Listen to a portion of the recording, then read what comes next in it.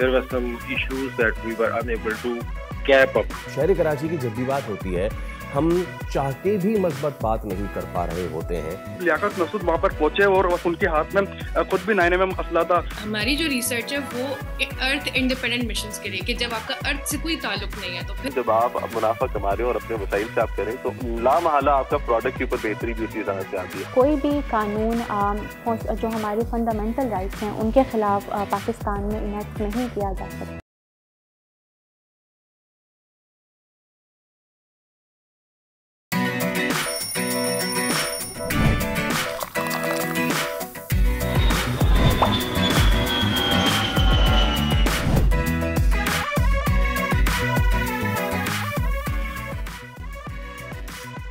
امریکہ چین tariff جنگ میں باقی ممالک کو ریلیف. صدر ٹرمپ نے چین پر ٹیرف 125% تک بڑھا کر باقی ممالک پر عائد ٹیرف 10% کر دیا. امریکی اقدام کے ساتھ ہی عالمی منڈیوں میں تیزی. پاکستان سٹاک مارکیٹ میں آج ریکارڈ تیزی کا امکان.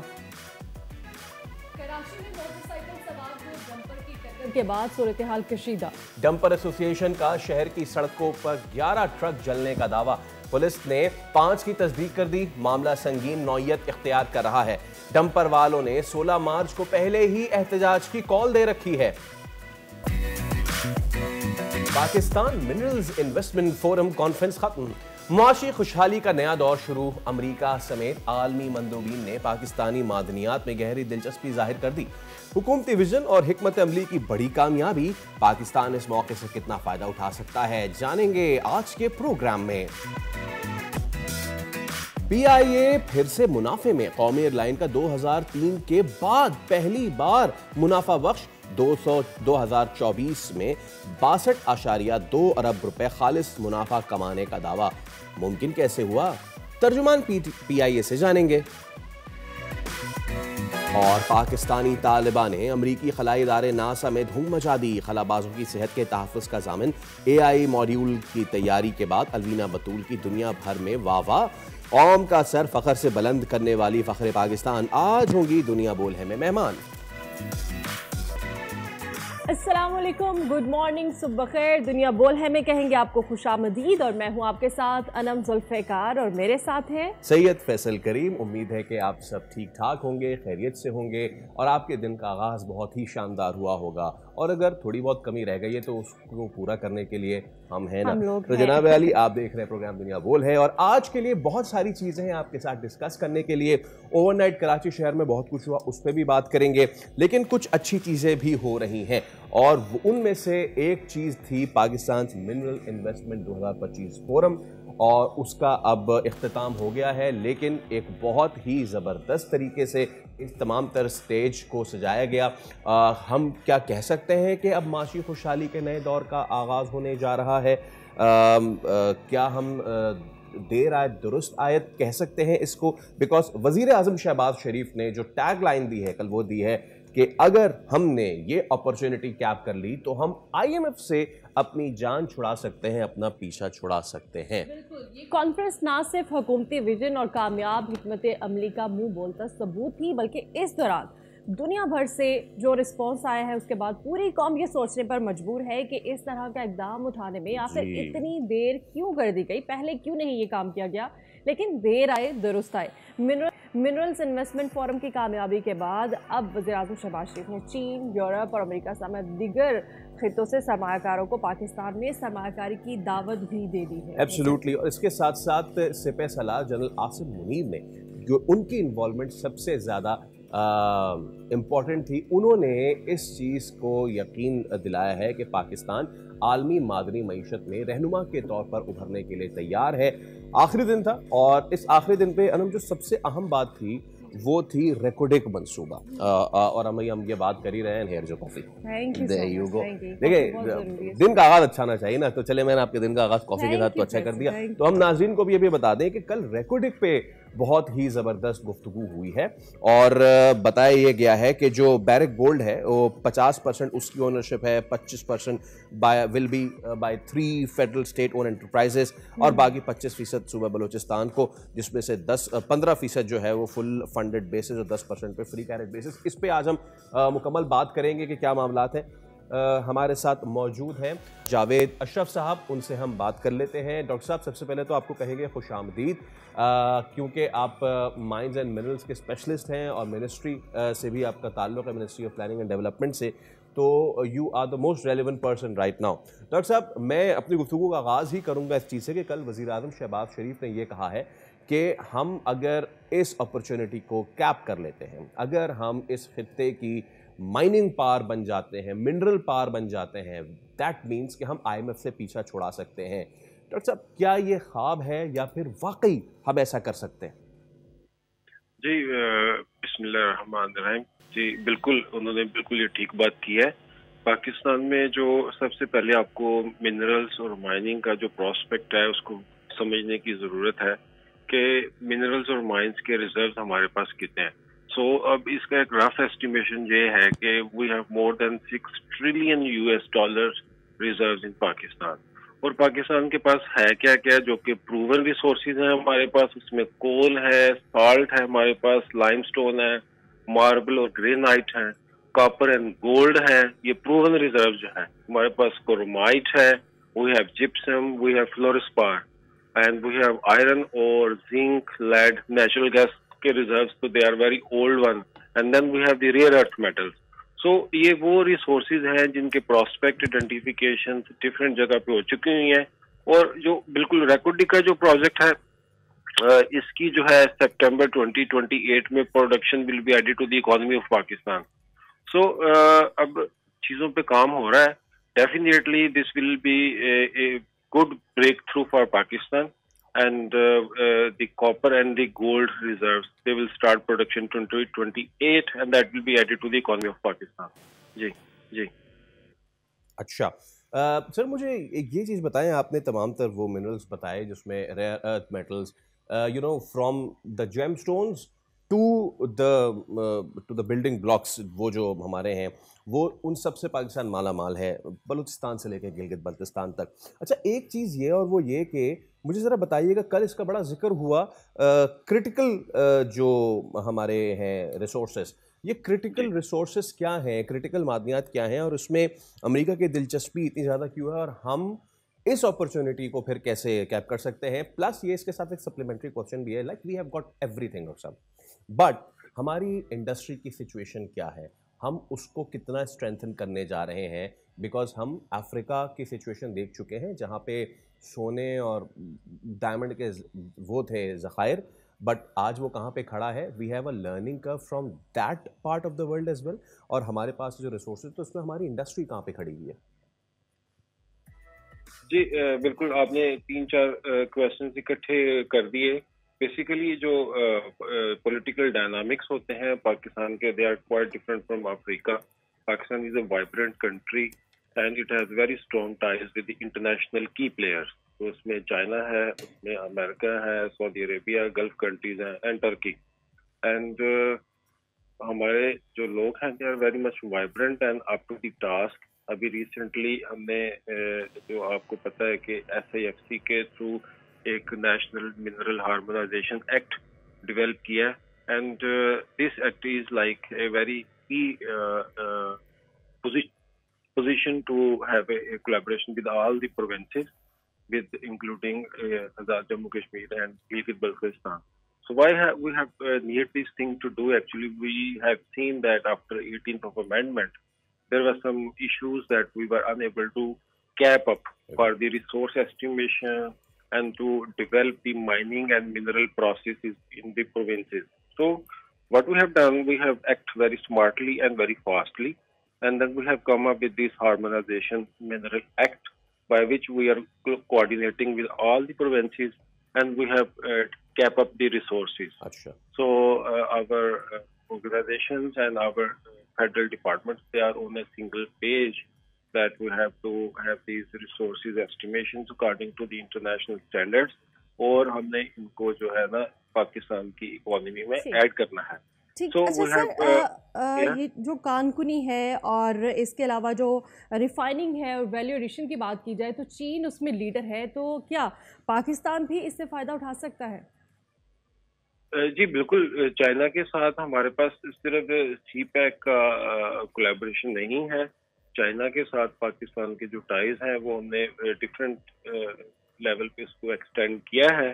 वी हैव बीन चाइना के साथ अभी जो रिसेंट आप देखेंगे डूडर लेड जिंक प्रोजेक्ट जो है उसके ऊपर काम हो रहा है, उसमें मेटलर्जिकल कॉर्पोरेशन ऑफ चाइना जो है उसका बहुत बड़ा रोल है, और उन्होंने 70% के करीब जो लोग हैं वो बलूचिस्तान से हायर किए हैं उसमें, और उसमें से भी जो 70% में से लोग हैं उनमें से भी 75% जो है वो लसबेला से हैं, ताकि जो लोकल कम्युनिटी है उसकी डेवलपमेंट हो, वहाँ पे कम्युनिटी स्कूल्स बने, ना सिर्फ ये माइनिंग का शोबा जो है वो वहाँ पे डेवलप हो, बल्कि इसमें वैल्यू एडिशन के ऊपर भी काम हो और लोकल्स की मदद से हो और उनकी ट्रेनिंग के थ्रू हो। इसी तरीके से रेपोटिक कॉपर गोल्ड का जो प्रोजेक्ट 2 है उसमें भी चाइनीज इन्वेस्टमेंट जो है इट्स कमिंग। इसी तरीके से अगर आप देखें कि एमसीसी जो है उसका टोंगसिंग रिसोर्सेज जो है they are going to establish a huge mineral park in Pakistan. So there are many things which are going on with China, or inshallah it is good news for this nation and for the development of our country. Right. Professor Doctor Javed sahab, thank you so much for your time, और हम उम्मीद करते हैं कि पाकिस्तान के पास जो ये opportunity आई है, पाकिस्तान इस अपॉर्चुनिटी को अपने लिए ब्लेसिंग में तब्दील करे और तरक्की कर सके। Yes absolutely. चले अब जैसे बाकी ममालिक भी इससे फ़ायदा उठा रहे हैं और हमारी IMF से जान छूट रही है, फैसल इससे बढ़ के बात क्या हो सकती है? देखें ये तो बहुत बार कहा गया ना, हाँ, अब देखते हैं कि कैसा मुमकिन होता है कि ये वादा वफा होता है या नहीं होता। अब आगे ज़रा बढ़ते हैं। प्रोग्राम के इब्तिदाई में हमने आपको बताया था कि ओवरनाइट कुछ डेवलपमेंट्स हुई हैं, और वो हुई हैं शहर कराची में। और शहर कराची की जब भी बात होती है हम चाह के भी मस्बत बात नहीं कर पा रहे होते हैं। क्यों? क्योंकि कभी यहाँ पे पानी, बिजली, गैस का मसला होता है। चले ये तो सारी चीज़ें एक तरफ, लेकिन अब जो मामला जो ज़ेरे गर्दिश है वो है डंपर का। और एक मरतबा फिर कराची में एक वाक़या हुआ, और एक वाक़ये के बाद कई वाक़यात हुए। एक वाक़या ये हुआ कि एक डंपर जो है उसने चलते हुए ज़ख्मी किया लोगों को। और अच्छा ये चीज़ जो है कहने की ज़रूरत ज़रूर है कि उस वाक़े में कोई जाँ भाग नहीं हुआ, बट दैट डजंट मीन कि आप डंपर किसी को ज़ख्मी करते हुए भी भाग जाए। ये हुआ, और उसके बाद ये हुआ कि एक के बाद एक फूंक दिए गए डंपर, और लाइन से 5 डंपर जो है ना वो अनम उनको जलाया गया है। और इस पर जो है वो रिएक्शन भी आ रहा है, जबकि इन डंपर्स की वजह से काफ़ी, पुलिस के मुताबिक जो डंपर नागन चरगी से मुख्तलिफ गाड़ियों को टक्कर मारता हुआ आ रहा था। और गुज़श्ता रात जो है डंपर एसोसिएशन के रहनुमा जो हैं लियाकत महवा किया है कि मेरी 11 गाड़ियों को भी जलाया गया है। दावा तो एक तरफ, लियाकत महसूद साहब ये फरमाते हैं कि मैं पाकिस्तानी हूँ, मैं मुसलमान हूँ, लेकिन अगर इसी तरह होता रहा तो ये इनके अल्फाज हैं, चूँकि मैं कोट कर रहा हूँ कि हम बाइकॉट करेंगे, और उन्होंने साथ पाकिस्तान का नाम लिया। इस पर हम बात भी करेंगे। हमारे नुमाइंदे मोहम्मद काशान मौजूद है हमारे साथ। सबसे पहले तो काशान से बात करते हैं। काशान, क्या हुआ वाक़या, और कोई इसमें जो ज़ख्मी थे उन ज़ख्मों की नौयत क्या थी, और फिर पूरा ये फूंके गए डंपर्स, ज़रा पूरे वाक़े का अहाता कीजिए। जी बिल्कुल, देखें नॉर्थ कराची का इलाका था। रात में एक डंपर जो है वो ओवरटेकिंग करता हुआ आ रहा था, जिसने मुतादिद अफराद को रास्ते में कुचला, जिसके बाद कराची के शहरी जो है उनका पारा जो है वो भी लबरेज हो गया है। कराची के शहरियों ने खुद कार्रवाई करके उस डंपर वाले को जो है नॉर्थ कराची फॉर के चुरंगी के करीब जाके पकड़ा। जिस पे पकड़ा तो उस पर मुश्तिल अफराद जो है वो भी वहाँ पर जमा हो गए, और उनके डंपर को जो मुश्तिल अफराद की जानिब से आग लगाने की कोशिश की गई। इस मौके पर पुलिस भी पहुंची, और अवाम ने अपना एहतियाज रिकॉर्ड कराते हुए मुतादिद डंपर जो है जो कि कचरा फेंकने के लिए शाम में जाम चाकरों की जानिब भी जाते हैं, जो कि मंगोपीर का रास्ता है, सजानी टाउन की जानिब जाते हैं, और वहाँ से बिजली और रेती लेकर भी कराची शहर की जानिब आते हैं। तो ये मेन रोड है, यहाँ पर कोई हमें सिग्नल भी दिखाई नहीं देता। एक तो ट्रैफिक पुलिस की भी नाहेली है कि रात के औकात में जब ये गाड़ियां चलती हैं तो उस टाइम पे जो कि बाइक सवार अफराद है वो भी वहाँ से गुजर रहे होते हैं। ट्रैफिक के इंतजाम की तो पहले बात में करेंगे, पहले इन डंपर माफिया की बात करते हैं। लोगों को कुचलते हुए वो आगे गया, और उसको लोग रोक भी रहे थे, वो वहाँ पर नहीं रुका। जहाँ पे अवाम ने पकड़ा, फिर अवाम ने मुतादिद गाड़ियों को जब मुश्तिल अफराद ने आग लगाई, तो उसके बाद जो इनके डंपर एसोसिएशन के सदर हैं लियाकत महसूद, वो मौके पर पहुंचे। उनकी जानिब से मुतनाज़ा बयान दिया गया कि मैं पाकिस्तानी हूँ, मुसलमान हूँ, और उन्होंने पाकिस्तान के बाइकाट का ऐलान भी कर दिया। दूसरी जानिब हम ये देखते हैं कि जब लियाकत महसूद वहाँ पर पहुंचे और वसला लाते हुए पहुंचे, अपनी रीवो गाड़ी के अंदर वहाँ पर पहुंचे, मुसल्लह अफराद असला के साथ उनके साथ मौजूद थे, जिनकी फुटेजेस मौजूद है, और उनके हाथ में खुद भी 9mm असला था, और उन्होंने जो है धमकियां भी दी। और उसके बाद जो है उन्होंने हड़ताल का ऐलान कर दिया था कि मैं शराब बोर्ड के तमाम इलाके जो है वहाँ पर हम डंपर जो है अपने खड़े कर देंगे। और इसके बाद जो है उसके बाद फिर वज़ीर दाखिला सिंध मुआविन ज़िया उल हुसैन लंजार जो है उनकी जानिब से वाक़ये का नोटिस लिया गया, क्योंकि रात के जो हम देख रहे थे कि कराची के मुताबिक इलाकों में सूरत हाल जो है कशीदा हो रही थी। कहीं भी अगर डंपर गुजरे तो कराची के शहरी जो है डंपर को रोक रहे थे और उनका खुद ही लाइसेंस चेक कर रहे थे। तो ऐसी सूरत हाल के बाद जो है 8 गाड़ियाँ जो है वो डिस्ट्रिक्ट सेंट्रल जोन जो है उसमें जलाई गई हैं। DIG वेस्ट इरफान बलोच जो है उनकी जानिब से तस्दीक की गई है कि 8 डंपर्स गाड़ियाँ जो है बड़ी हैवी व्हीकल्स जो थी उनको जला दिया गया है। इस टाइम पे हम देख रहे हैं कि शहर में मुतादिद गाड़ियाँ जो है मुतादिद रोड पे जो है खड़ी हुई, और जो गाड़ियाँ रात में नजर आतिश की गई थी उनको हटाने का काम भी शुरू कर दिया गया है। अच्छा काशान, ये बताएगा कि इस तमाम तर वाक़े में कोई ऐसी नाखुशगवार बात तो सामने नहीं आई, मतलब खुदा न खास्ता कोई जानी नुकसान या फिर कोई अफराद ज़ख्मी हुए हों, ऐसी कोई आपके पास इत्तला है? हाँ जी बिल्कुल, लेकिन नॉर्थ कराची में जो वाक़या पेश आया था, रेस्क्यू हुकाम की जानिब से तस्दीक की गई है कि इस वाक़ये में अंदर एक शहरी जो है वो जो कि शदीद जख्मी हुआ था और अस्पताल में दौरान इलाज जो है दम तोड़ गया, जबकि एक शहरी इस वाक़ये में टोटल जो है वो झांबाक हुए हैं। जी वो अच्छा। और काशान, मैं दोबारा कहूँ आपसे एक बार फिर सुनना चाहूँगा, लियाकत महसूद साहब जब पहुँचे हैं उस वक्त उन्होंने गुफ्तगू क्या की और वो किन चीज़ों के साथ वहाँ पे आए थे, ज़रा ये बताइए।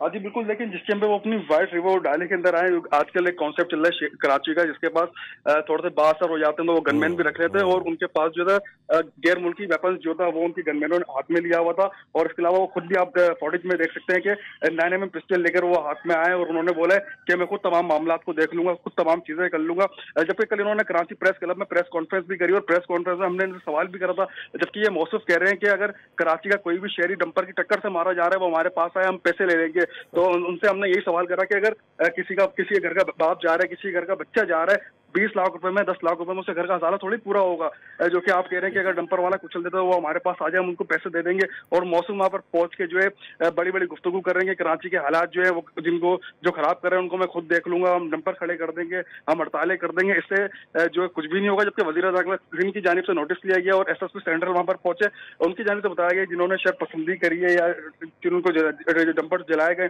उनको हम खुद गिरफ्तार करेंगे। जबकि पुलिस की जानिब से रात भर कार्रवाइयाँ भी की गई, ताहाल कोई गिरफ्तारी अमल में नहीं आई। जी और काशान, CCPO भी पहुंचे थे मौके पे, उन्होंने कहा कि और वो कैमरास से जो है वो करेंगे सबको आइडेंटिफाई, और बिल्कुल अमलाक को जो आग लगा रहे हैं उनको बिल्कुल गिरफ्तार करना चाहिए। लेकिन ये तो बताइए काशान कि ये जो नोटिस लिया गया है, इस चीज़ का नोटिस लिया है कि इस डंपर ने मार कैसे दिया, जो जख्मी हुए हैं उनकी हालत कैसी है, जो ड्राइवर था वो नशे की हालत में तो खुदा ना खास्ता नहीं था, उसके पास लाइसेंस था, गाड़ी का फिटनेस चेक था, इस पर किसी ने नोटिस लिया है?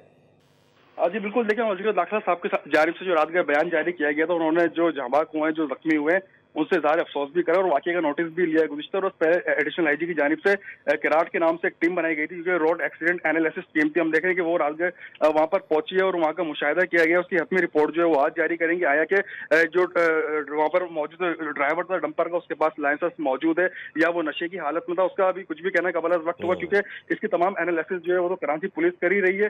जबकि बयान रोजाना जो है हुकूमत की जानिब से भी आते हैं, लेकिन अमली तौर पर इकदाम होते हुए कोई नजर नहीं आ रहे। रात गए जो है एक्सीडेंट भी होते हैं, जबकि दिन के औकात में भी एक्सीडेंट होते हैं। रवा साल के दौरान अगर मैं आपको बता चलूं तो शहर में 200 से ज्यादा अफराद जो है वाटर टैंकर और डंपर की टक्कर से शहर में कुचले जा चुके हैं। जी ठीक है काशान, आपने हमें अपडेट किया और इस खबर पे हम वक्तन अपडेट्स लेते रहेंगे। तो जनाबे वाला, ये है सूरत हाल, एक मरतबा फिर कराची में ये वाक़या हुआ है। और सबसे जो मज़ाक़ा ख़ेज़ बयान है लियाकत महसूद साहब का, वो 2 बयानात हैं। एक तो ये कि अगर कोई मरता है तो हमारे पास आए ना, हमारे पास आए, हम देते हैं उनको पैसे। हाँ, ये तो उन्होंने कहा। और दूसरा ये भी एक मज़ाक़ा ख़ेज़ बात है कि जी हम ये बंद कर देंगे, वो बंद कर देंगे। चलें देखते हैं कि कौन क्या बंद कर सकता है और कौन किसको कितना मुआवजा अदा करता है। तो चले फैसल, अब आगे बढ़ते हैं और एक हीरो पाकिस्तान है हमारे साथ मौजूद आज के प्रोग्राम में, और बाहिम्मत और बासलाहियत पाकिस्तानी तालिबा हैं जिन्होंने खलाई तहकीक में महारत का मुजाहरा किया है और आलमी सतह पर पाकिस्तान का नाम रोशन किया है। नशर यूनिवर्सिटी की तालिबा अलविया बतूल को जब नासा ने ह्यूमन रिसर्चर प्रोग्राम के तहत वहाँ मदऊ किया, जहाँ दौरान वर्कशॉप उन्होंने अपनी रिसर्च पेश की है और अलविया ने आर्टिफिशियल इंटेलिजेंस की मदद से ऐसा मॉडल तश्कील दिया है जो खला में मौजूद खलाबाजों की सेहत और सलामती पर मबनी है। बवक्ती ज़रूरत जो नासा की रहनुमा तिब्बी असूल हैं और उनके मुताबिक फौरी मशवरे भी फराहम करता है। This is a very nice. तो अलविया आज हमारे साथ मौजूद हैं, अलविया को वेलकम करते हैं। अलविया अस्सलाम वालेकुम और thank you so much for joining us. Alvia, कुछ हमने बताया, कुछ आप अपने प्रोजेक्ट के बारे में बताएं कि जो हम जो समझ पाए हैं वो ये कि जो एस्ट्रोनॉट स्पेस में है स्पेस में रहते हुए एक ऐसा मॉड्यूल तश्कील दिया गया है कि जो उनकी सेहत के हवाले से उनके जो क्रिटिकल जितने भी एलिमेंट्स हैं उनके हवाले से अपडेट करेगा। थोड़ा सा बताएं कि किस तरीके से ये काम करेगा और क्या आपके मॉड्यूल ने इस, क्योंकि सेहत तो उनकी ऑलवेज चेक होती रहती है, आपके इस मॉड्यूल ने इस चीज़ में बेहतरी कैसे लाई है? बिस्मिल्लाहिर्रहमानिर्रहीम, अस्सलाम वालेकुम। हमारा मॉडल इस तरह से काम करता है कि अगर एस्ट्रोनॉट स्पेस में उनको कोई भी प्रॉब्लम फेस आती है, जैसे आंखों में किसी बीमारी का एहसास होता है या हाथों में या दिल की साइड पे या कहीं पे भी, तो वो फ़ौरन से हमारे चैटबॉट से क्वेश्चंस पूछ सकता है, जैसे कि I am in space, I feel like my I balls getting bigger, या भी आँख में दर्द हो रहा है या कहीं पे भी दर्द हो रहा है, तो वो क्वेश्चन पुट अप कर सकता है। और वो जैसे ही आप क्वेश्चन पुट करेंगे तो जो मॉडल है पीछे जो बैक एंड पे काम कर रहा है, वो डॉक्यूमेंटेशन जिस पे वो ट्रेन हुआ है वो उसमें कीवर्ड्स फाइंड करेगा, जैसे आई या इलनेस या चेस्ट पेन, इस तरह के कीवर्ड्स फाइंड करके और फिर वो एक आंसर जनरेट करेगा जिसमें सारी मेडिकेशंस लिस्टेड होंगी, और वही मेडिकेशंस जब एस्ट्रोनॉट्स एज एन आंसर देखेंगे तो फिर वही मेडिकेशंस वो यूज़ करेंगे। और हमारी जो तहकीक है उससे जो करंटली प्रेजेंट जो मेजर्स हैं, टेक्निक्स हैं अप इन स्पेस, उससे हमारा ये फ़ायदा होगा कि जो हमारा काम है वो actually for modern space flights है, जब आपका कनेक्शन नहीं है विद द अर्थ, क्योंकि अभी जितने भी मिशंस हैं वो अर्थ डिपेंडेंट मिशंस हैं, यानी कि आपके पास एक मिशन कंट्रोल है, यानी नासा के जो हेड क्वार्टर्स हैं उसके साथ कनेक्शन होता है कि अगर कोई प्रॉब्लम है तो वो ज़मीन के ऊपर कांटेक्ट कर सकते हैं। लेकिन हमारी जो रिसर्च है वो अर्थ इंडिपेंडेंट मिशंस के लिए, कि जब आपका अर्थ से कोई ताल्लुक नहीं है, तो फिर जब आपके पास अर्थ से ताल्लुक नहीं है और डॉक्टर से ताल्लुक नहीं है, तो फिर आप जब वो सिस्टम इंस्टॉल होगा इन स्पेस फ्लाइट, तो फिर वही आपको वही सजेशंस और रिकमेंडेशंस देगा ज़मीन से कांटेक्ट किए बगैर, यानी कि जब आपकी स्पेस बहुत दूर है, यानी कि मून है या मून से भी आगे। सही अलविया, और ऐसी पेचीदा तहकीक में महारत हासिल करना और फिर इसे दुनिया के सामने सबसे बड़ी तहकीकाती खलाई एजेंसी नासा के सामने पेश करना यकीनन ये एक बहुत बड़ी कामयाबी है। क्या कहेंगे इस हवाले से? ये वाकई बहुत बड़ी कामयाबी है और इसका क्रेडिट मैं अपने पेरेंट्स को दूंगी, अपनी फैमिली को दूंगी, जिन्होंने मुझे बहुत सपोर्ट किया। आपको पता है जैसे पाकिस्तान में लड़की होना, और आपको पता है लोग ज़्यादा लड़कियों की एजुकेशन पे फोकस नहीं करते हैं और लड़कों की एजुकेशन पे फोकस करते हैं। तो मैं दुनिया के लिए भी यही बात है कि आप अपनी बच्चियों को पे जितना लड़कों पे जितना फोकस करते हैं लड़कियों पे भी इतना फोकस करें कि मेरे पेरेंट्स ने मेरे ड्रीम्स को ट्रू किया और मेरे ड्रीम्स को मुझे परस्यू करने की मुझे हिम्मत दी और कहा कि आप ज़रूर जाओ और करो। तो मुझे बहुत ज़्यादा सपोर्ट अपने पेरेंट्स की तरफ से मिला, अपनी फैमिली की तरफ से मिला। मैं इसके लिए उनके लिए बहुत शुक्रगुजार हूँ। मैं अपने खुदा की बहुत शुक्रगुजार हूँ और अपनी आयमा के बहुत शुक्रगुजार हूँ कि उन्होंने मुझे इतनी रहमतों और इस सब का मौका दिया और मुझे इतनी सलाहियत दी। अलविया, जो मैं इस वक्त फुटेज भी इस वक्त प्ले हम कर रहे हैं उसमें आप ब्रीफ कर रही हैं, ये ब्रीफिंग आपने कहाँ पे दी, पहले तो ये बताइए।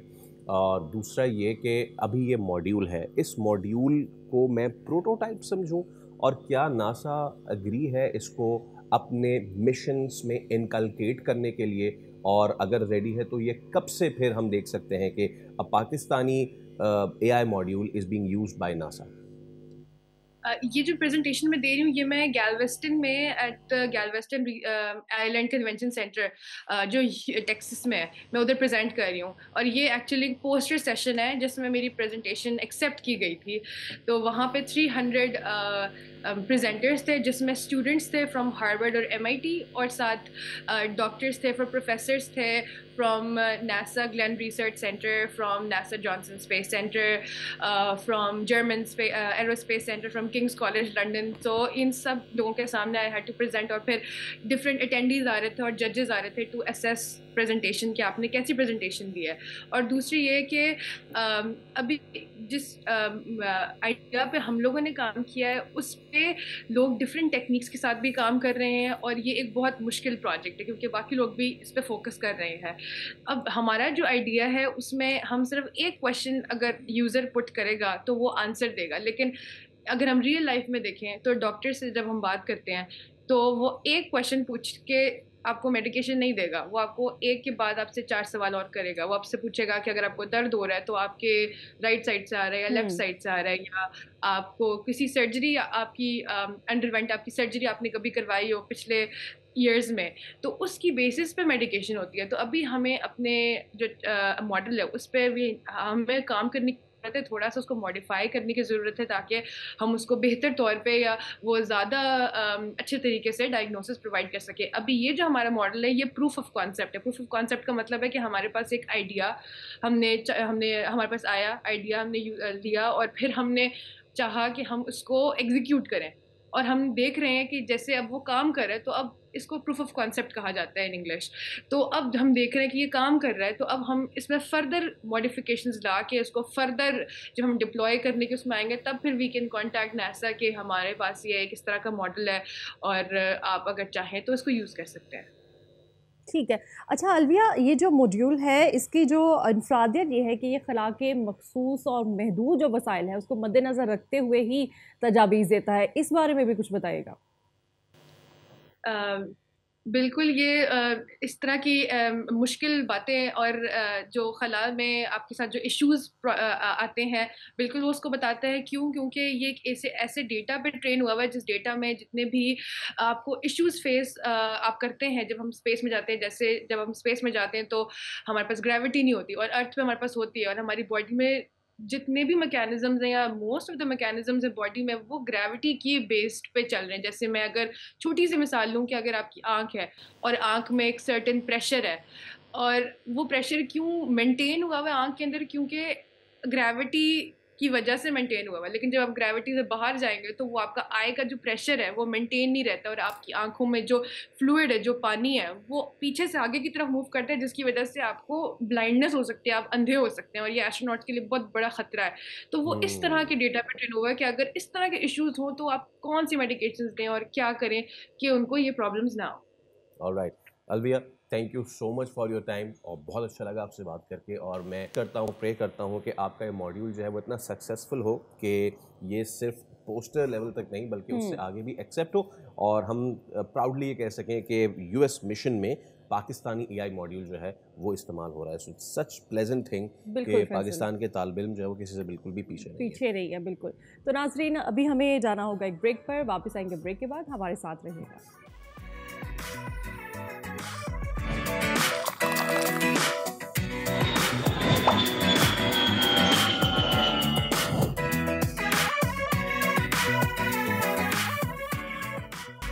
वेलकम बैक नाज़रीन। प्रोग्राम में कहेंगे एक बार फिर से आपको खुशामदीद, और अब हम बात करने जा रहे हैं पाकिस्तान की जो कौमी एयरलाइन है PIA का 2 अशरों से ज़्यादा मुद्दत के बाद हर शोबे में अबतरी और मुसलसल खसारे की मायूस कुन सूरत हाल से निकल कर भारी मुनाफे में आ जाना तमाम पाकिस्तानियों के लिए यकीनन एक ऐसी खुशखबरी है जिसका तस्वुर भी कुछ अरसे पहले तक मुहाल था। खुशखबरी नहीं है, ये तो सरप्राइज़ है, प्लेजेंट सरप्राइज़ है, बल्कि बहुत ही ज़्यादा प्लेजेंट सरप्राइज़ है। और अब ये मुमकिन कैसे हुआ, यानी 2 दहाइयाँ सब ह्यूज। अब इन 2 दहाइयों का अगर आप अहाता कर लेना तो कभी जहाज़ का ख़राब हो जाना, कभी फ़्लाइट्स लेट हो जाना, बहुत सारे मामलात थे। तो चलिए अब ये मुमकिन कैसे हुआ, और अगर ये मुमकिन हो गया है, खालिस मुनाफा नेट प्रॉफिट में PIA आई है 21 साल बाद, तो इसका मतलब क्या है। और आने वाले दिनों में जो मेरा एक ज़ाती पर्सनल सवाल है वो ये कि क्या टिकट सस्ते होंगे। हमारे साथ मौजूद है तर्जुमान PIA अब्दुल्ला हफीज़ खान साहब। अब्दुल्ला साहब, अस्सलाम वालेकुम। अ वेरी गुड मॉर्निंग, बल्कि मैं तो कहूँगा सर आपके लिए अ वेरी गुड मॉर्निंग, क्योंकि बहुत ही ज़्यादा खुशी की लहर होगी तमाम तर वहाँ के रैंक्स में। अब्दुल्ला साहब, मुझे बताएं कि पॉसिबल कैसे हुआ, इतने अरसे बाद हम PIA जो है प्रॉफिट में आई, नेशनल एयरलाइंस, कैसे पॉसिबल हुआ ये?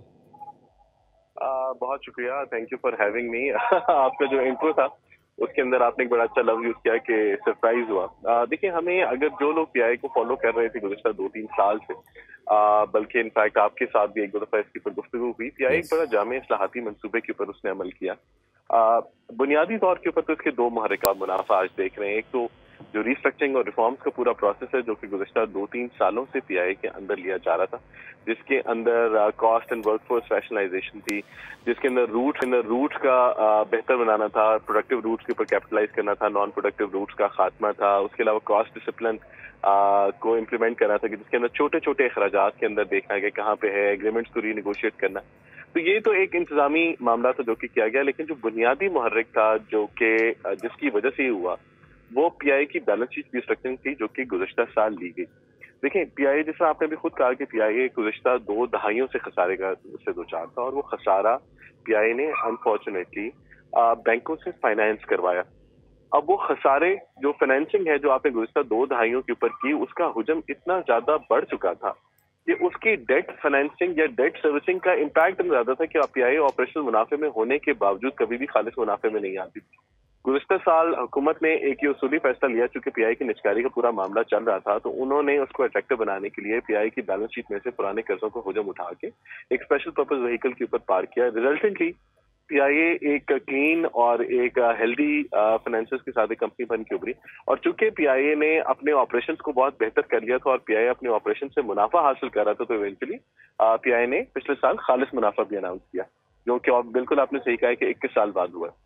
अच्छा सर, पीआईए की जो मुस्तकबिल की तरक्की के लिए है उसके लिए नई जो हिकमत अमलियाँ वो नई अपनाई जाएंगी, और इसके अलावा नए तैयारों की खरीदारी भी की जाएगी? देखें, आपको ये बुनियादी तौर के ऊपर समझना पड़ेगा कि जब कोई इदारा अपने पाँव के ऊपर खड़ा होता है और अपने वसाइल से अपने फंक्शंस को चलाने की कोशिश करता है और वो उस तरह हेल्दी हो जाता है या उसकी किताबें उस तरह हेल्दी हो जाती हैं जिस तरह अब आप देख रहे हैं, तो बहुत सारे इदारे जो कि पहले या जहाज बनाने वाली कंपनियां या लीजिंग कंपनियां जो कि पहले आपसे जरा थोड़ा सा परेशान होती थी डीलिंग करते हुए, अब वो आपके पास अवेलेबल है। गुज़श्ता 2 दिन से जब से हमने प्रॉफिट अनाउंस किया, हमें बेतहाशा इंटरनेशनल एविएशन एजेंसीज का रिस्पांस हमें मिला है, वो हमारे साथ काम करेंगी तैयार हुए। तो कहने का मकसद ये है कि देखें, जब आपके पास पैसे हों, जब आप मुनाफा कमा रहे हो और अपने वसाइल से आप करें, तो लामहला आपका प्रोडक्ट के ऊपर बेहतरी भी उसी तरह से आती है। प्रोडक्ट में बेहतरी का मतलब ये है कि जी केबन के अंदर बेहतरी आएगी, केबन के अंदर बेहतर फैसिलिटीज आएंगी, नए जहाज भी आएगी, फ्लीट का या बेड़े का हिस्सा बनेंगे। तो ये तमाम एक प्रोसेस का हिस्सा है, और आप ये देखेंगे कि जिस तरह आपको माशाल्लाह एक अच्छी खबर मिली, अब ये तवातर के साथ आपको मिलती रहेंगी। अच्छा अब्दुल्ला साहब, अब मुझे ये बताइए कि आप कह रहे हैं कि जाहिर सी बात है इदारा अपने पैरों पे खड़ा होने की कोशिश कर रहा है, और उसका पहला स्टेप अगर ऐसा हो तो बहुत ही ज़्यादा खुशाइंद है। इसकी वजह ये भी हो सकती है कि पिछले सालों में प्राइवेटाइजेशन की गूंज आई और फिर लोगों ने अपना क़िबला दुरुस्त किया, एक, और दूसरा अब क्योंकि पीआईए प्रॉफिट में है, तो क्या प्राइवेटाइजेशन की तरफ अब भी जाएंगे या फिर ये नेशनलाइज्ड ही रहेगी? देखिए, जहाँ तक निचकारी की बात है, वो ऑब्वियसली पीआईए की जो मिल्कियत है वो हुकूमत पाकिस्तान की, और हुकूमत पाकिस्तान ने ही लामहला इसके ऊपर फैसला लेना है कि वो निचकारी के ऊपर किस तरीके से वो आगे बढ़ेगी। मेरी पर्सनल ओपिनियन इसके ऊपर ये है कि अब एक हेल्दी कंपनी जो कि मुनाफा बख्श कंपनी है, वो निचकारी के मंसूबे के अंदर अगर दोबारा जाएगी, अगर सेकंड फेज भी उसका शुरू होगा, तो पहले की बनस्बत इसका रिस्पॉन्स बहुत बेहतर होगा। और ओवरऑल चूंकि ये पाकिस्तानी अवाम का असासा है, तो पाकिस्तानी अवाम के असासे के तौर के ऊपर एक हेल्दी कंपनी को मेरे ख्याल में उसकी बहुत अच्छी वैल्यूएशन लगेगी, और एक गवर्नमेंट के लिए भी एक बहुत प्रोडक्टिव प्रोसेस होगा।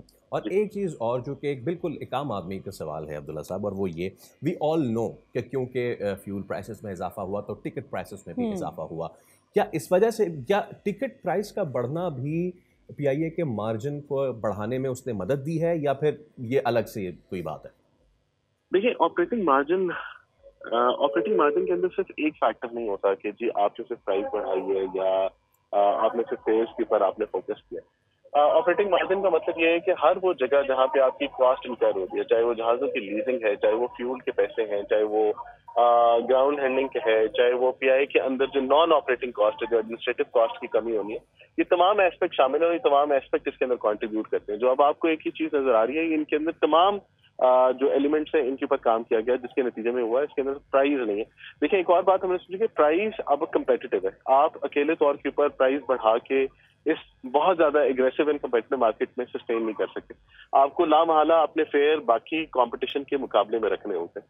तो अगर आप ये कहें कि सिर्फ प्राइस के तौर के ऊपर ये ग्रोथ आ गई, वो मेरे ख्याल में कहना चाहिए दुरुस्त है। अच्छा सर, कहा यह जाता है कि जो पीआईए के खसारे की एक बड़ी वजह यह भी है कि पीआईए के पास मुलाजमीन की तादाद बहुत ज़्यादा है, तो क्या ये बात किसी हद तक ठीक है? देखिए, PI का एम्प्लॉइज, बिल्कुल सही बात है, गुज़श्ता मेरे ख्याल अगर आप 4-5 साल पहले कहते तो ये एक बुनियादी फैक्टर था, लेकिन अब ऐसा नहीं है। देखिए, जैसा मैंने आपको खुद कहा कि गुज़श्ता 2-3 सालों के अंदर PI ने अपना 30% वर्क फोर्स रिड्यूस किया। इस टाइम पे PI की टोटल मुलाजमीन की तादाद 6,900 है, जो कि आप गुज़श्ता कुछ अर्सा पहले आप देखते थे कि 14,000, 15,000 या 16,000 हुआ करती थी। तो पहले ये बात बिल्कुल थी, लेकिन मेरे ख्याल में अब ऐसा नहीं है। अब बिल्कुल राइट साइज्ड वर्क फोर्स है, बल्कि इनफैक्ट हमें कुछ ऑपरेशन एरिया के अंदर तो हमें वर्क फोर्स की जरूरत है, और इसलिए आप देखते हैं कि अभी हमने रिसेंटली हवाबाजों का यानी कॉकपिट क्रू का और फिजाई मेजबानों का हमने इश्तिहार भी दिया, क्योंकि हमें वो हायर करने, हमारे पास उसकी एक ह्यूज शॉर्टेज। अच्छा अब्दुल्ला साहब, ख्वाजा आसिफ साहब ने भी कल गुफ्तगू फरमाई है और उन्होंने भी बहुत हौसला अफजा बात की है जो बड़ा मुझे अच्छी लगी, और उन्होंने ये कहा है कि जो मार्जिन है PIA का 12% से ज़्यादा एक्सीड किया है, a performance on par with some of the world's best airlines. ये तो बहुत ज़बरदस्त बात है। अब इसमें ये मैं आपसे जानना चाह रहा हूँ कि क्या हम इस मार्जिन को, इस नेट प्रॉफिट को इसमें डिवाइड कर सकते हैं कि डोमेस्टिक से इतना हुआ या इंटरनेशनल से इतना हुआ, या फिर ये इससे मुताबिकत नहीं रखता? देखिए, ऑपरेटिंग मार्जिन का मतलब ये है कि अगर लेट्स सपोज आप 100 रुपए कमाते हैं तो उसके अंदर आप कितना आप मुनाफा कमाते हैं। दुनिया की जो बेहतरीन एयरलाइनें होती हैं, यानी एवरेज हमारा जो एविएशन इंडस्ट्री का ऑपरेटिंग मार्जिन है वो तकरीबन 4-4.5% है। दुनिया की बहुत अच्छी एयरलाइनें 7-8% तक कमाती हैं, जिसका मतलब ये है कि वो बहुत ज्यादा कॉस्ट एफिशिएंट होती हैं, उनके कॉस्ट स्ट्रक्चर बहुत कम होते हैं। 12% ऑपरेटिंग मार्जिन एक बहुत ज्यादा बेहतरीन परफॉर्मेंस आप इसको कह सकते हैं, और इसीलिए आपने वो कोट भी किया वो जो कि उन्होंने कहा। PIA का दूसरी बात ये है कि PIA का जो ओवरऑल नेटवर्क है वो इस तरह डिजाइन हुआ है कि हमारा 20 से 22% तकरीबन डोमेस्टिक से हमें रेवेन्यू आता है, और 78% जो है वो हमें इंटरनेशनल सेक्टर से आता है। तो अगर आप उस हिसाब से देखें तो जो PIA की जो परफॉर्मेंस है उसके अंदर बुनियादी फैक्टर इंटरनेशनल सेक्टर्स ने डाला। और मैं एक और बात आपको करता हूँ, क्योंकि गुज़श्ता 2-3 दिन से मेरे से बार बार सवाल हो रहा है। यूरोप का रूट 2025 के अंदर PIA को दोबारा खुला, और इसी तरह बरतानिया भी 2025 में एक्सपेक्ट कर रहे हैं। तो ये ग्रोथ हमें 2024 के नंबर के ऊपर आई है। 2025 हमारे लिए और भी ज्यादा हौसला अफजा साल होगा जी। All right.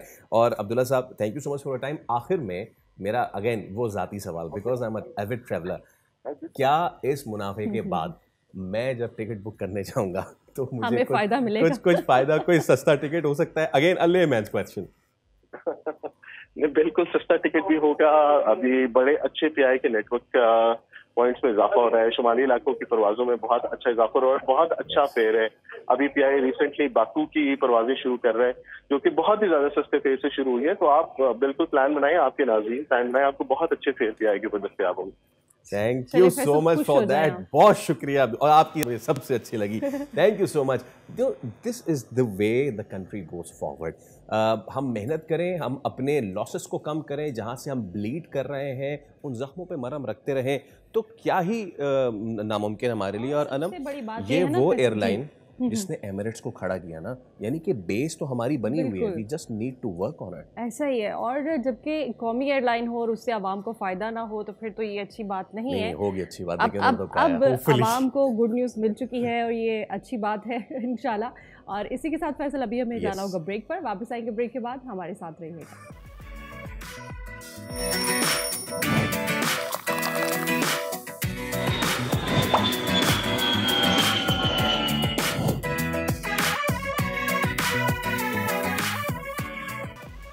एक मरतबा फिर आपको कहेंगे खुशामदीद। आप देख रहे हैं प्रोग्राम दुनिया बोल है। अब खबर यह है कि जी 3 महीने के लिए जो तिजारती जंग जारी थी, जिसमें टैरिफ का इन्होंने, ट्रंप ने हथियार चलाने की कोशिश की थी, 3 महीने के लिए पॉज किया है, खत्म नहीं किया, पॉज किया है।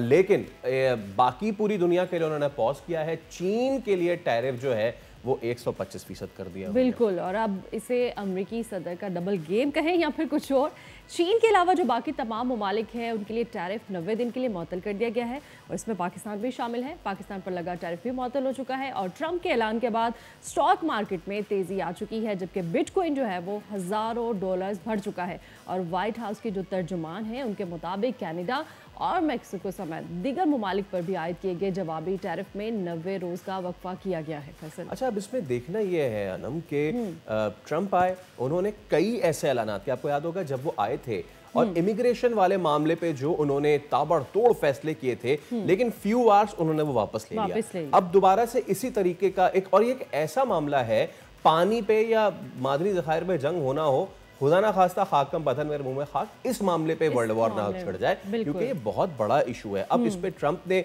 आते ही दोबारा से अपनी रिवायत बरकरार रखी और आते ही जो वो बैम्बूजल करते हैं, फायरिंग करते हैं, वो उन्होंने कर दी और उन्होंने कहा कि मैं इस पे इतना टैरिफ, हद ये है कि उन्होंने ऐसे मुल्क पे भी टैरिफ लगा दिया जहां इंसान नहीं सिर्फ पेंगुइन रहते हैं, 10% वहां पे भी टैरिफ लगा दिया। बट नाउ अब दोबारा अपनी रिवायत के मुताबिक वो वापस उन्होंने रोल बैक किया है 90 दिन के लिए। कहना उनका ये है कि जी हम बात करने के लिए तैयार हैं, बहुत से ममालिक डेलीगेशन भेज रहे हैं, इनमें पाकिस्तान भी है, जो एक आला सतह का वफ्द जो है इन टैरिफ पे मुज़ाकरात करने के लिए अमेरिका उसे भेजने का फैसला किया गया है। लेकिन इस वक्त जो मतलब साफ सी बात नजर आती है ना, वो ये नजर आती है कि उनको बाकी पूरी दुनिया से नहीं, चाइना से असल इशू है, चाइना से असल प्रॉब्लम है। देखना यह है कि क्या अमेरिका सही वक्त पे जागा है या फिर चाइना ने गेम चुक ली है, जिसको कहते हैं जनाब अली, चुक ली है चाइना ने, और चाइना माशी तौर पर इतना आगे निकल चुका है कि उसको रोकना नामुमकिन हो रहा है। अब इस तमाम तर सूरत हाल में पाकिस्तान के लिए क्या सिचुएशन हो सकती है, क्या सूरत हाल हो सकती है, क्योंकि पाकिस्तान के लिए तो दोनों ममालिक ही एग्जैक्टली ना। अब उसमें कल जब हम बात कर रहे थे तो डॉक्टर खाकान नजीब ने ही बताया था कि पाकिस्तान के लिए एक अपॉर्चुनिटी हो सकती है, क्योंकि बाकी ममालिक में बहुत बड़ा टैरिफ लगाया गया है, पाकिस्तान में उतना बड़ा टैरिफ नहीं लगाया गया। तो वो जो गैप है पाकिस्तान उसको कवर कर सकता है या नहीं कर सकता है। तो देखते हैं कि जी ट्रंप का ये जो मामला है वो कितने अरसे तक जारी रहेगा और जो नेगोशिएशंस हैं वो कितने अरसे तक जारी रहेंगे। साथ ही साथ आपको ये भी अपडेट करें कि जब ये ट्रंप ने काम किया है तो जवाबी कार्रवाई भी होना शुरू हो गई है। कनाडा ने जवाबी टैरिफ आयद किया है, यूरोपियन यूनियन ने जवाबी टैरिफ आयद किया। यूरोपियन यूनियन ने तो 25% टैरिफ जो है वो आयद किया है ऑन अमेरिकन प्रोडक्ट्स,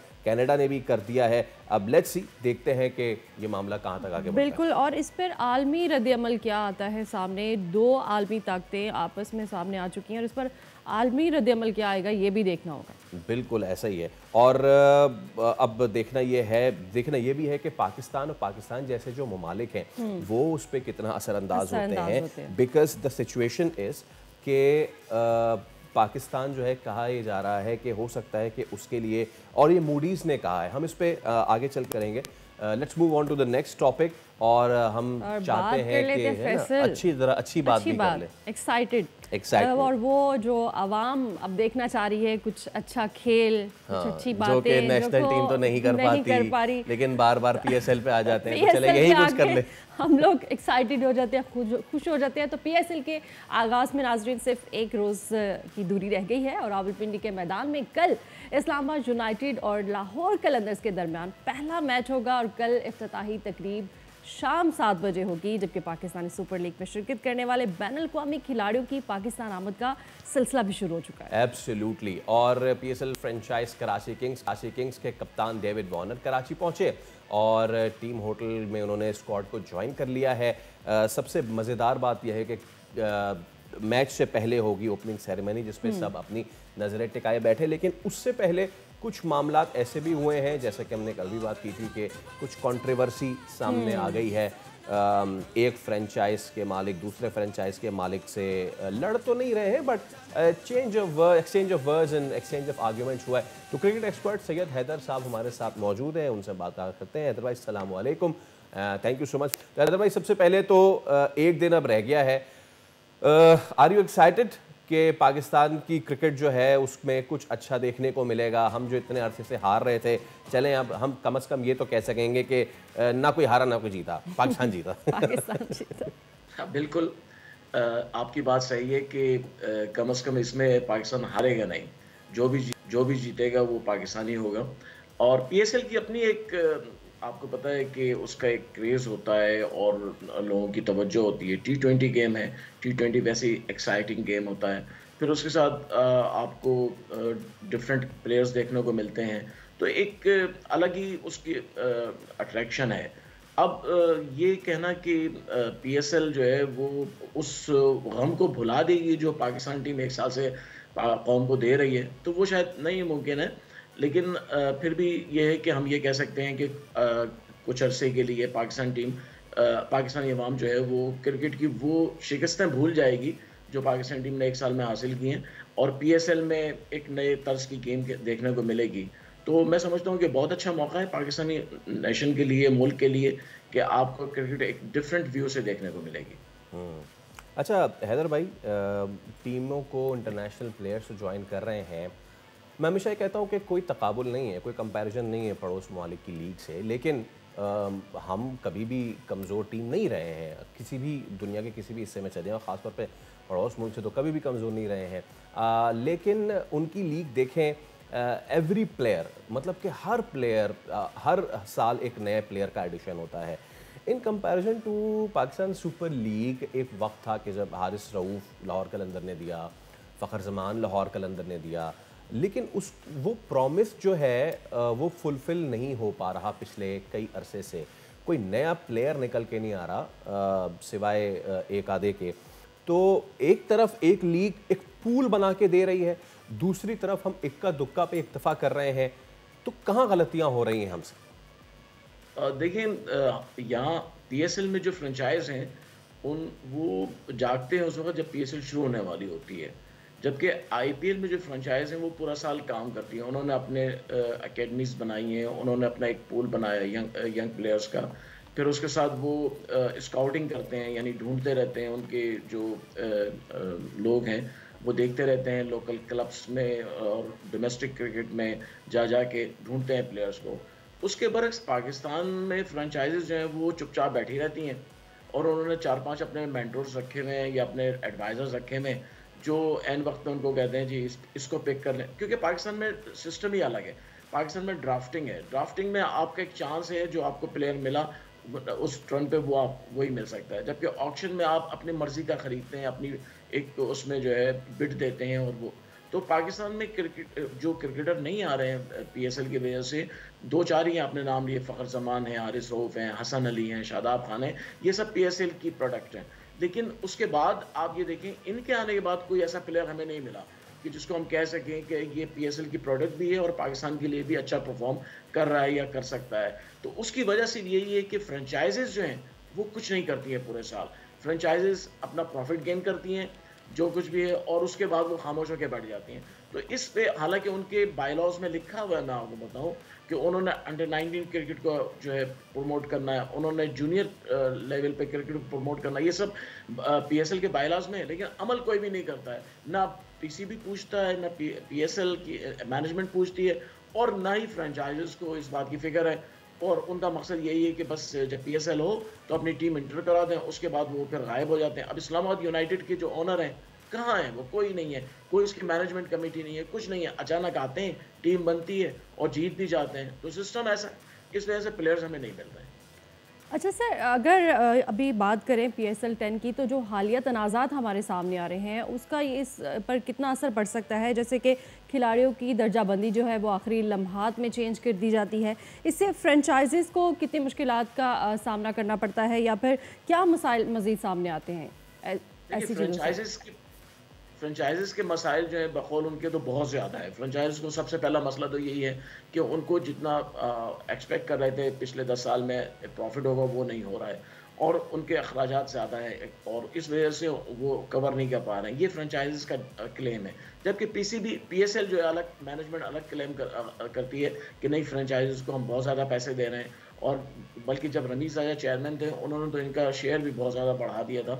تو اصل جو پرابلم ہے فرنچائزز میں وہ یہ ہے کہ فرنچائزز ایک دوسرے کو نیچا دکھانے کی کوشش کرتے ہیں، جس کی وجہ سے فرنچائزز میں جو کوارڈینیشن ہونا چاہیے، جیسے ہم آئی پی ایل میں دیکھتے ہیں کہ وہاں پہ آپس میں فرنچائزز میں کوارڈینیشن بہت زیادہ ہے، اور وہ اس پورے انڈیا کو کنٹرول کرتے ہیں اس کے ذریعے. جبکہ ہمارے یہاں فرنچائزز جو ہیں ایک ہی 2 شہروں میں، لاہور اور کراچی میں. حالانکہ اس میں نام الگ الگ آپ کو مل جائیں گے، ملتان، کوئٹہ، یہ سب، لیکن ان کا جو ٹیریٹری ہے وہ صرف کراچی اور لاہور ہے. اسی وجہ سے فرنچائزز بھی کچھ نہیں کر رہی ہیں، اور فرنچائزز آپس میں کوارڈینیشن بالکل بھی نہیں ہے. اور اب جو نیا ایک تنازع کھڑا ہوا ہے تو وہ اسی لیے کھڑا ہوا ہے کہ وہ سمجھتے ہیں، ملتان سلطانز والے سمجھتے ہیں کہ جو کراچی کنگز ہیں ان کا اس پر کنٹرول چل رہا ہے پی ایس ایل. میں ایگزیکٹلی حیدر بھائی یہی میں آپ سے سوال کرنا چاہ رہا تھا. ایک تو یہ لیگ سے پہلے اس طرح کی چیزیں آ گئیں، چلیں ٹھیک ہے، لیکن ایک چیز جو کہ آپ نے ملتان سلطانز کا نام لیا، تو جو اونر ہیں انہوں نے اپنی گفتگو میں یہ بات بھی کی ہے کہ جی ہم رینٹل بیسس پہ ہیں، ہم فرینچائز کو اون نہیں کرتے، اس لیے ہم اسٹیڈیمز بنانا بھی چاہتے ہیں، ہم انویسٹ بھی کرنا چاہتے ہیں، لیکن ہم اس وقت کریں گے جس وقت ہم اون کریں گے۔ یہ معاملہ کیا ہے؟ پلس یہ بھی کہ بارہا یہ خود بہت سارے اونرز نے انکلوڈنگ کراچی کے، انکلوڈنگ ملتان سلطان کا، ہم لاس میں ہیں، ہم اپنی جیب سے پیسہ ڈالتے ہیں، یہ کنواں ہے جس میں ہم پیسہ ڈالے جا رہے ہیں، ہمیں پروفٹ نہیں ہو رہا ہے۔ 10 سال بعد بھی اگر نہیں ہو رہا ہے پروفٹ، تو اٹ مینس کہ there are some لیکنگس۔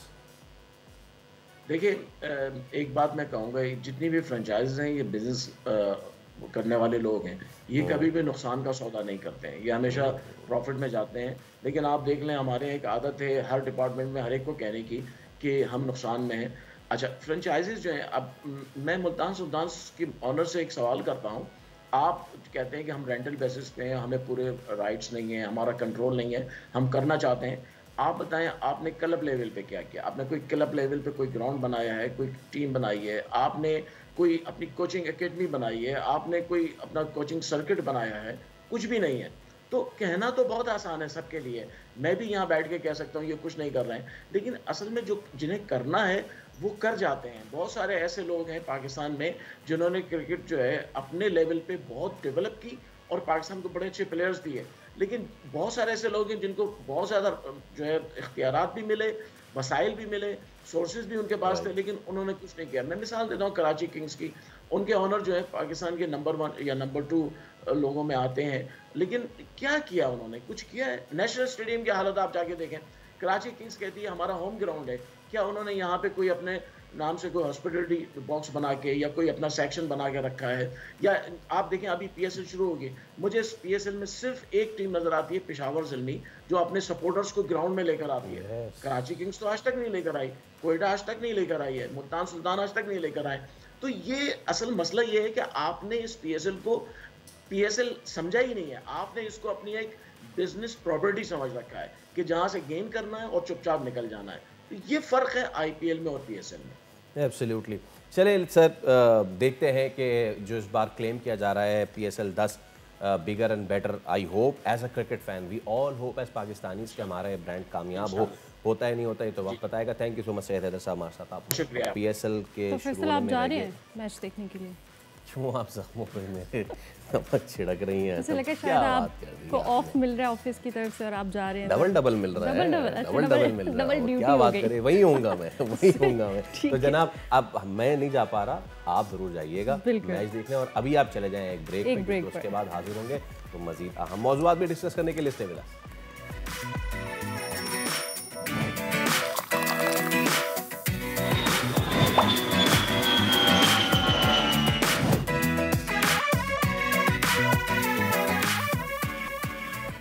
Welcome back ناظرین، اور پروگرام میں اب ہم بات کرنے جا رہے ہیں ایک اہم معاملے پر، ایک اہم ٹاپک پر۔ امریکی صدر ڈونلڈ ٹرمپ کے اضافی ٹیرف پر چین امریکہ تجارتی جنگ میں شدت آ چکی ہے۔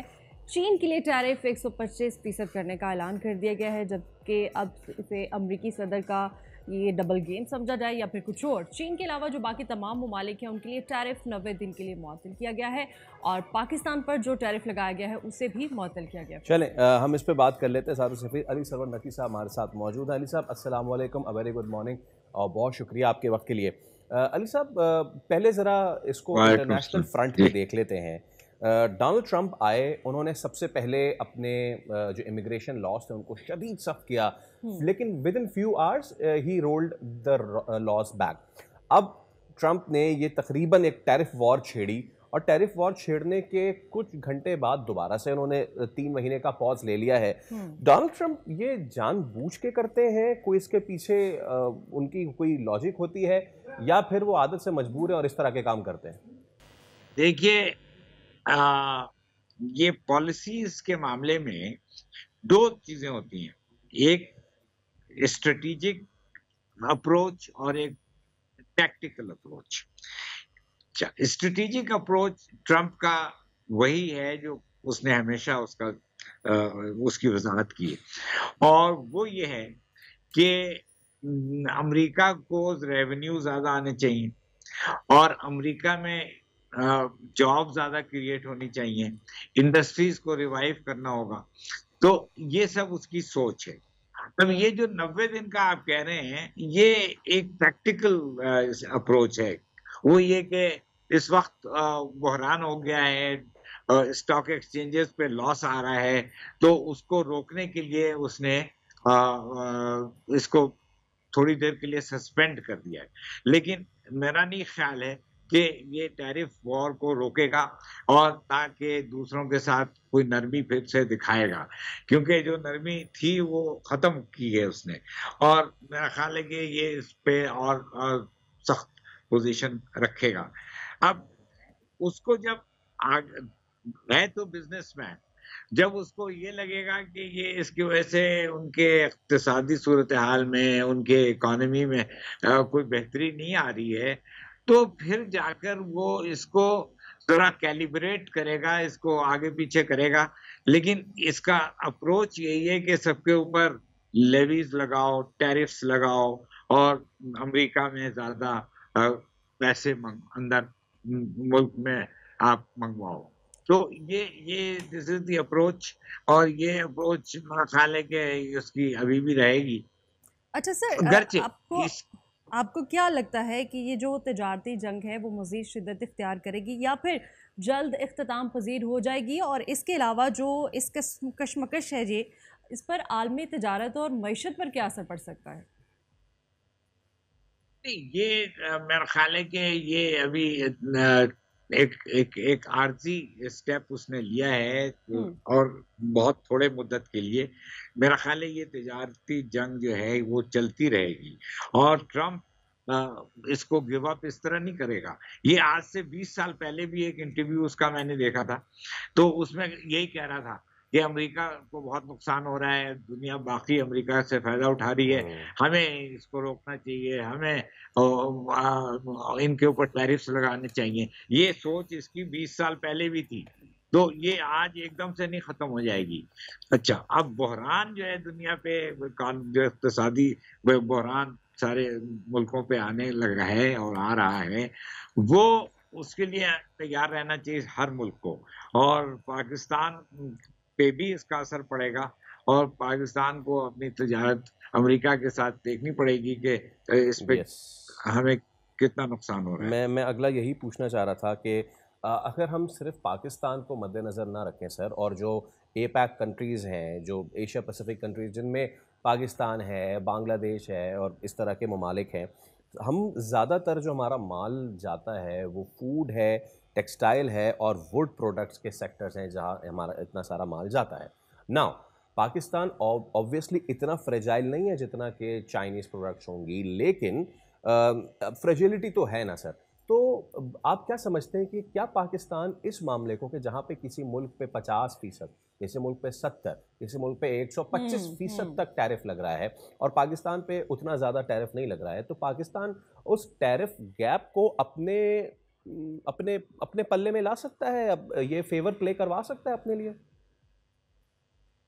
देखिए, एक तो आप सही कह रहे हैं कि पाकिस्तान के ऊपर उतना सख्त टैरिफ नहीं लगा है, उतने ज्यादा अमाउंट का परसेंटेज का टैरिफ नहीं लगा है जैसे बाज़ और मुल्कों पे, इवन बांग्लादेश और वियतनाम और कंबोडिया पे हमसे ज्यादा लगा है।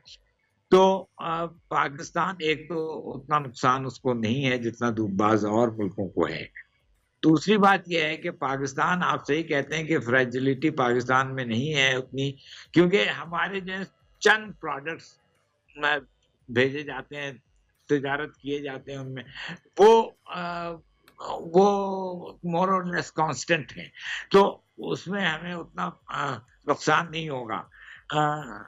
अब ये जब टैरिफ हमारे ऊपर लगेगा तो हमें अमेरिका से निगोशिएट करने की जरूरत है, और वो निगोशिएट करने को, मुज़ाकरात करने पे तैयार है। उसने अपने तरफ से खुद ही कह दिया है कि वो हर मुल्क से निगोशिएशंस करेगा। तो हमारी टीम जा रही है, वज़ीर आज़म शहबाज शरीफ ने ये टीम का ऐलान भी किया है और हमारी टीम वहाँ जाएगी।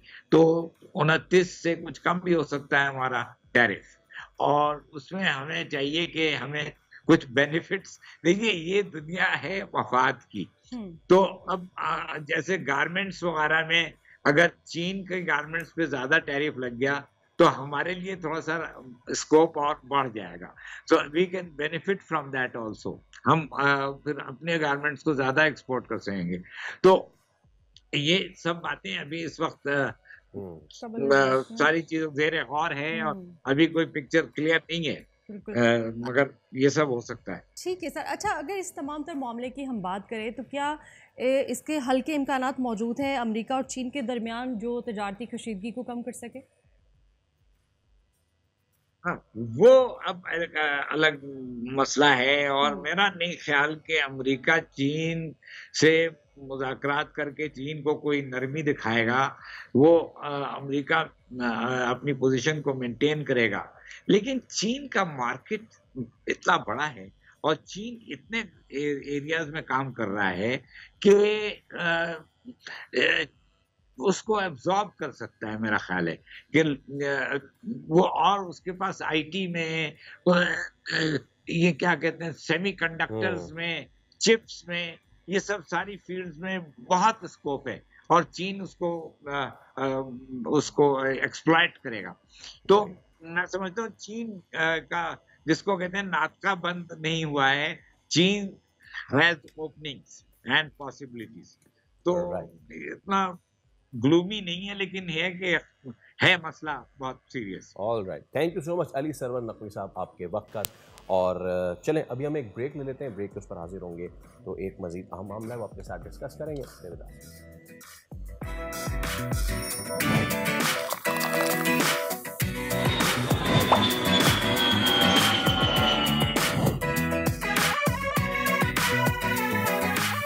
ویلکم بیک ناظرین. اور آج 10 اپریل یعنی قوم دستور پاکستان ہے. آج ہی کے دن تک اسلامی جمہوریہ پاکستان کا آئین 10 اپریل 1973 کو پارلیمنٹ کی جانب سے پاس کیا گیا، جبکہ 12 اپریل 1973 کو صدر پاکستان نے آئین پاکستان کی باضابطہ طور پر منظوری دی.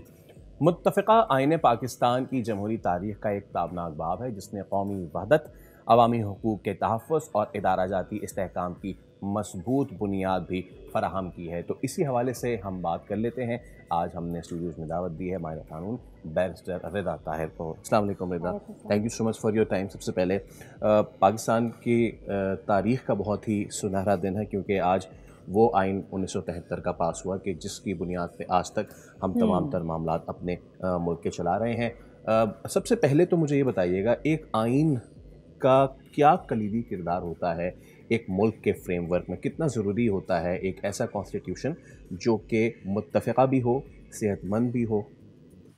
آئی وڈ سے کہ کانسٹیٹیوشن سپریم لا ہوتا ہے، اس کی جگہ سب سے اوپر ہوتی ہے، سب قانونوں کے اوپر ہوتی ہے. ایک ہماری کانسٹیٹیوشن ہوتی ہے جو سپریم لا ہوتا ہے کسی بھی لینڈ کا، اور اس کے بعد باقی دیگر ایسے قوانین آتے ہیں، اسپیشل لاز جو اسپیشل ایشوز کو ڈیل کرنے کے لیے انیکٹ کیے جاتے ہیں، جیسے ریپ کے حوالے سے anti rape investigation and trial act. اس کے علاوہ جو ہمارے سول پروسیجر کوڈز ہوتے ہیں، جو پروسیجر رول ہوتا ہے. بٹ جو کانسٹیٹیوشن ہوتی ہے وہ سپریم لا ہوتی ہے. اور اسپیشلی اگر آپ کانسٹیٹیوشن کے اندر دیے گئے جو فنڈامنٹل رائٹس کی بات کریں، جو آرٹیکل 8 سے لے کے 28 تک فنڈامنٹل رائٹس ہیں، اور پھر 28 سے لے کے 40 تک پرنسپلز آف پالیسی ہیں، تو کوئی بھی قانون جو ہمارے فنڈامنٹل رائٹس ہیں ان کے خلاف پاکستان میں انیکٹ نہیں کیا جا سکتا. تو آئی وڈ سے کہ کانسٹیٹیوشن کسی بھی ملک کے لیے ایک بیک بون ہوتی ہے، کسی بھی ڈیموکریٹک اسٹیٹ کے لیے جس طرح سے پاکستان ہے تو اس کی بیک بون ہوتی ہے. اچھا رضا، اگر ہم ہیومن رائٹس کی بات کریں تو اس حوالے سے کون سا آرٹیکل جو ہے وہ لاگو ہوتا ہے؟ دوسری بات یہ کہ اگر آئین کی خلاف ورزی کی جاتی ہے تو کس طرح سے اس کو دیکھا جاتا ہے پھر اس قانونی طور پر؟ جو فنڈامنٹل رائٹس ہیں، اگر آپ انہیں انسانی حقوق کے کانٹیکس میں دیکھیں تو جو آرٹیکل 8 سے لے کے 28 تک پاکستان کی کانسٹیٹیوشن میں دیے گئے ہیں وہ سارے فنڈامنٹل رائٹس ہیں. اس میں خصوصی اگر میں کچھ آرٹیکلس کی بات کروں، جیسے آرٹیکل 9 ہے جو رائٹ ٹو لائف گرانٹ کرتا ہے، اور ابھی ریسنٹلی جو 26 کانسٹیٹیوشنل امینڈمنٹ ہے اس کے اندر انٹروڈیوس کیا گیا right to environment, clean and healthy environment, وہ ایک اور انسانی حقوق ایک اور ضروری فنڈامنٹل رائٹ ہے.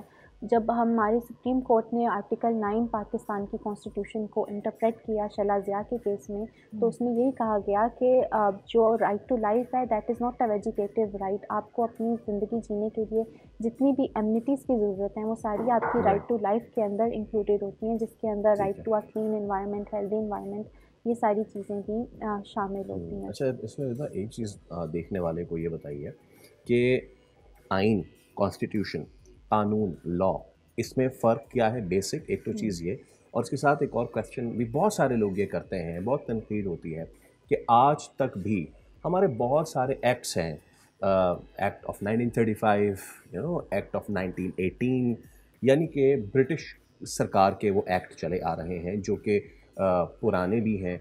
Being a law practitioner, do you feel कि उस वक्त जो एक्ट बनाया गया था अकॉर्डिंग टू दैट एरा, अब उसको तब्दील होने की ज़रूरत है या फिर नहीं, वो जो बन गया उसी को फॉलो करना ज़रूरी है? तो पाकिस्तान में दीगर वक्त के अंदर जो ये क्रिमिनल प्रोसीजर कोड है या बाकी जितने भी ऐसे प्रोसीजर कोड हैं जिनकी आप बात कर रहे हैं, या पाकिस्तान पीनल कोड है, इनको वक्तन अमेंड किया गया है क्योंकि जो हमारा इवॉल्विंग टाइम होता है उसके साथ साथ चेंजेस लेकर आए। जिस तरह से फॉर एग्जांपल डीएनए की टेस्टिंग को पीपीसी के अंदर मैंडेटरी किया गया एक अमेंडमेंट के तहत। फिर जो सेक्सुअल वायलेंस के हवाले से रेप की डेफिनेशन थी वो बहुत पुरानी थी, उसको 2021 के अंदर अमेंड किया गया। तो this is a law is like अवॉल्विंग continuously. ये सिर्फ ज़रूरी नहीं है कि कानून में अमेंडमेंट होने के बाद ही इवॉल्व हो, बल्कि जब इस कानून को कोर्ट्स के अंदर इंटरप्रेट किया जाता है तो वो स्टूडेंट ऑफ मर्केंटाइल लॉ, तो ऐसे बहुत सारे हमारे एक्ट्स हैं मर्केंटाइल लॉ में जो हम पढ़ें तो आई एम सॉरी लेकिन हंसी आती है कि ये मुताबिकत नहीं रखते आज के ज़माने से।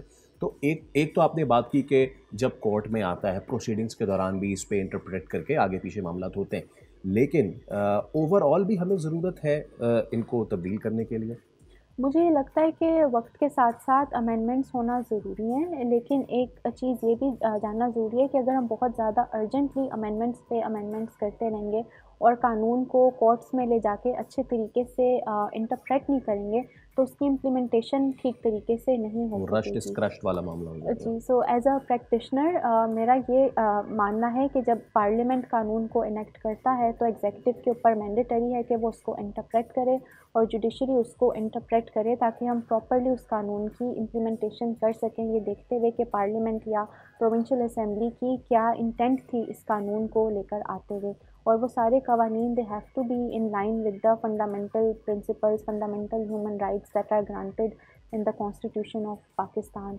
उसके अलावा हमारे पास प्रिंसिपल्स ऑफ पॉलिसी भी हैं जो वैसे तो लिमिटेड हैं टू द रिसोर्सेज, लेकिन उनकी एक ऐसी वैल्यू है जूरिस्प्रूडेंशियल के उनके लाइन के अंदर भी इंटरप्रेट किया जा सकता है। आपने बात की फंडामेंटल राइट्स, मैं चाहूँगा कि आज पाकिस्तान के अवाम को बताइए कि 1973 का आइन मुझे और आपको देखने वालों को कौन कौन से वो फंडामेंटल राइट्स देता है, वो फंडामेंटल राइट्स हैं क्या? बहुत सारे लोगों को तो पता भी नहीं है। बिल्कुल ऐसे। तो कानून जो कॉन्स्टिट्यूशन है वो बहुत सारे फंडामेंटल राइट्स देती है और उसमें जो सबसे पैरामाउंट राइट है द राइट टू लाइफ, उसके बारे में मैं ऑलरेडी बता चुकी हूँ कि सुप्रीम कोर्ट ने उसको बहुत अच्छे तरीके से इंटरप्रेट किया है। लेकिन उसके अलावा अगर मैं कुछ खसूसी जो सबसे ज़्यादा ज़रूरी फंडामेंटल राइट्स हैं उनके बारे में बात करूँ तो article 14 right to dignity grant करता है और सुप्रीम कोर्ट ऑफ पाकिस्तान ने बार बार इस चीज़ को भी हेल्ड किया है कि इवन जो प्रिजनर्स होते हैं they are also deserve the right to a dignity. Every human being they deserve a right to a dignity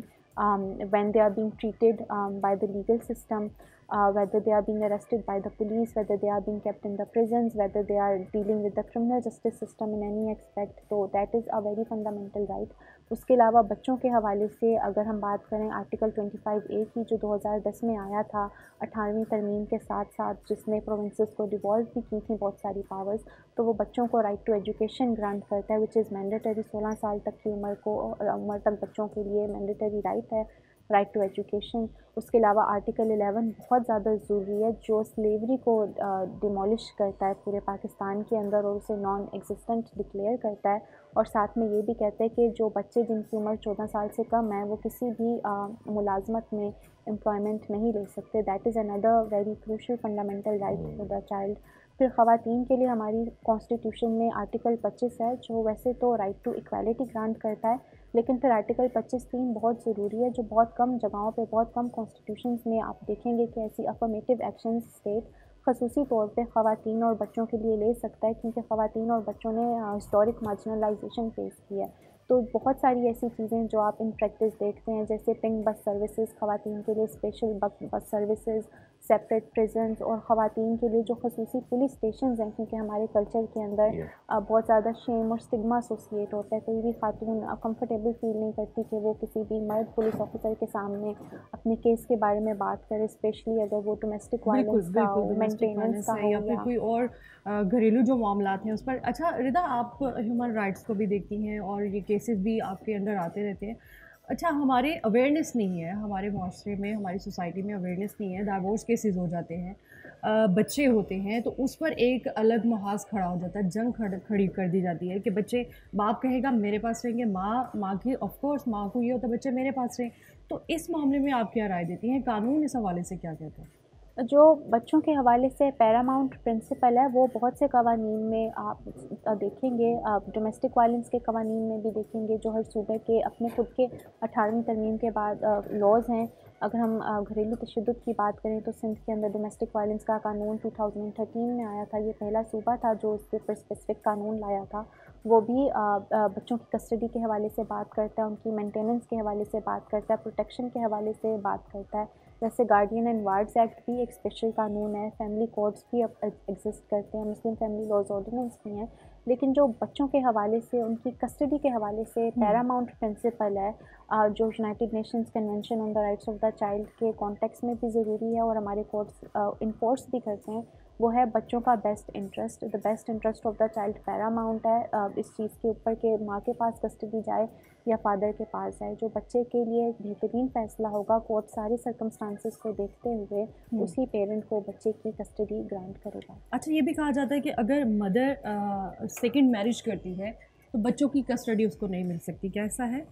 ऐसा बिल्कुल नहीं है। सुप्रीम कोर्ट की एक लेटेस्ट जजमेंट आई है जो ये दोबारा इस चीज़ को कहता है। जस्टिस आयशा मलिक ने वो जजमेंट लिखी थी और वो बहुत रीसेंट जजमेंट है, और वो ये कहती हैं कि बच्चे का once again best interest paramount है। अगर एक औरत ने दूसरी शादी भले कर भी दी है, इट डजेंट मैटर, अगर वो बच्चे के लिए, बच्चे के बेस्ट इंटरेस्ट के लिए वो सपोर्टिव इन्वायरमेंट बच्चे को दे सकती है, तो उसकी दूसरी शादी करना should not diminish her right to the custody of her own children. Right, thank you so much बरसा साहिबा, it was a pleasure hosting you.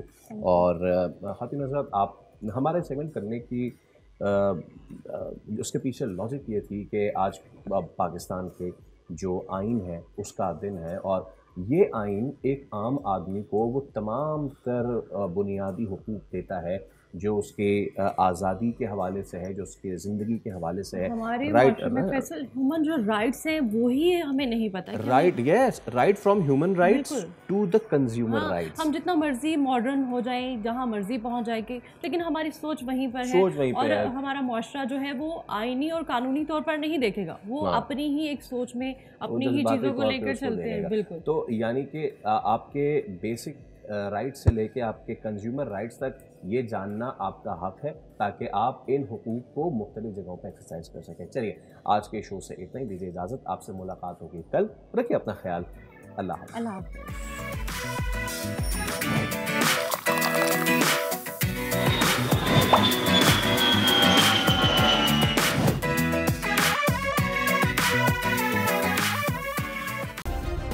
Subscribe करें और बेल दबाएं ताकि कोई खबर रह न जाए।